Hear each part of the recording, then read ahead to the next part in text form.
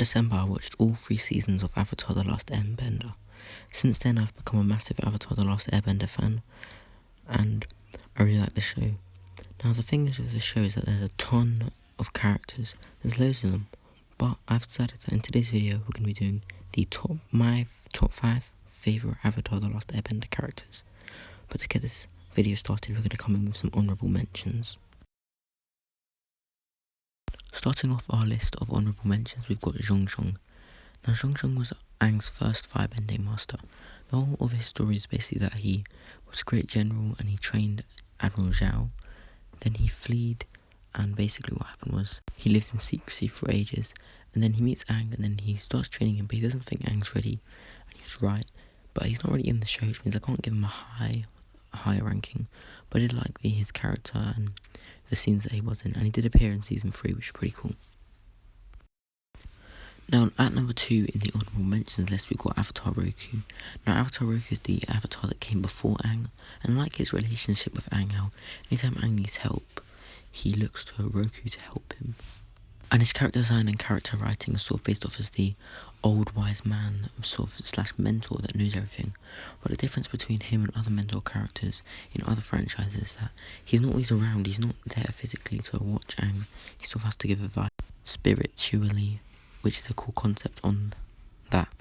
Now, at the number 5 spot on our list, we've got Toph Beifong, who is an earthbender who is blind. Now, I know quite a couple of blind people, and I love watching different franchises when they try and incorporate a blind character.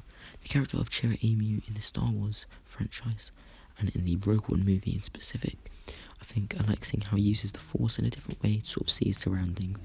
And I like how Toph uses earthbending to see her surroundings. It's like different shows and movies, and I like watching things where characters have a physical problem that can't easily be solved, but they use powers to their advantage to help them with their problem. I think it's really useful. When we first meet Toph, she's reluctant to join the Avatar, and she's quite secretive about herself, but she opens up and we get to find out a lot of stuff. She's sort of there, not for, whereas Sokka, I'm not too keen on him, because he's sort of just there for comedic playoff, whereas Toph actually there and has stakes in the story, which is great. And she's really interesting in the comics and other things, and I like how she invents metal bending in a time of need, and she's just a really cool character overall. Coming in at number 4, we have Azula. Now, Azula is Zuko's sister, and she is part of the Fire Nation royal family. Now, something I find interesting about Azula is that she's sort of a villain. She's not a likeable character. They don't want her to be likeable. She's sort of this like ridiculously evil character that lots of franchises, they try to do these, but they don't always work because the character just feels too evil. But with Azula, it works. She's just ridiculously evil, and she just enjoys doing evil things. But the thing that makes her better than other villains in the Avatar franchise is that for the whole of season 1, we see Zuko and Iroh and Zhao. Now, Iroh's not really a villain, but Zuko and Zhao are sort of played off as villains, and they spend all of season 1 chasing Aang and our other main characters. Then when Azula comes in season 2, she proves that she's a match for our main 3 characters, and they do get Toph on their side, but Azula, Ty Lee and May prove formidable opponents on numerous occasions, making the Avatar team look a lot weaker than we may have thought they were, which I think is good to make our characters weaker with these villain characters. At the number 3 spot, we've got Aang. Now, Aang is the main character of the Avatar franchise, and I like how he doesn't want to be the Avatar at first, and then he gets frozen in time. When he wakes up, most of his peers who are around him back in the day, they're all gone, so he has to sort of find his way in this new world, which is quite an interesting concept that I think they should have used a bit more. They could have utilised it a bit more, but they still used it enough. Then we get to see Aang progress from sort of childish to more advanced in the later seasons. And I like how he never wants to kill anyone. He doesn't want to kill Fire Lord Ozai. He'd much rather just simply take away his bending, which is a lovely peaceful way of ending the story. At number 2, we've got Zuko.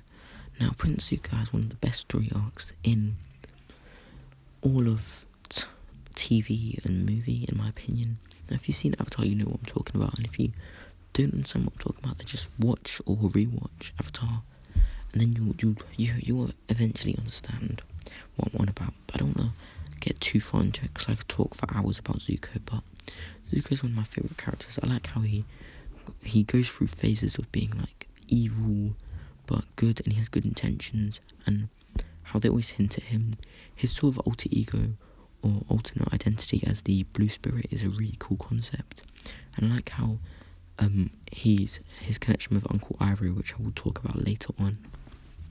But overall, I think Zuko is one of the best characters in Avatar. He's by far one of my favourites, and I really like Zuko. It's weird how I prefer Zuko to Aang or any of the other main characters in this show. Now, at the number 1 spot, we've got Uncle Iroh. Now, I've sort of been building up to this through the entire video, but Iroh is my favourite character in the Avatar franchise, and I definitely put him in top 20 favourite characters out of all the franchises that I like. Now, the thing I like about Iroh is how he's this sort of portrayed as a wise old master, but different to Roku or any other character, because his family ties to Zuko, and he always wants to help people. Like when he just meets Toph, he has no clue who she is. She could take advantage of him, attack him or something, but they have a chat, and sort of got this past where he was a Fire Lord, Fire Nation general and all that stuff, but then his son died, and he feels sorry for his son, and he spent ages trying to conquer this capital of the Earth Nation Kingdom, Ba Sing Se, and it's sort of just a really nice overarching story, and how he views Zuko as a son figure, which is why even though Zuko, when he does bad things, he just runs off, he does really bad things, Iroh never always forgives him instantly, always comes back for him. And I like how when when Iroh is captured, and Zuko's like earned his father's respect back, he can't stop thinking about Iroh and how he's let him down. It was the worst decision of his life, and he goes on to do such great things. I also love Uncle Iroh's advice that he gives all the different characters, and it's actually really useful if you apply it to your own lives. And I like how Zuko, the other characters, they make fun of the advice, because everyone knows that Uncle Iroh, he just gives out the best advice. Well, there you have it. Those are my top 5 favourite characters in the Avatar The Last Airbender franchise. I'd love to hear you guys' top 5 favourite characters in the comments below. Please note this is all my personal opinion. There's no facts or anything factual about this video. If you enjoyed the video, please like and subscribe, and I'll see you in the next one.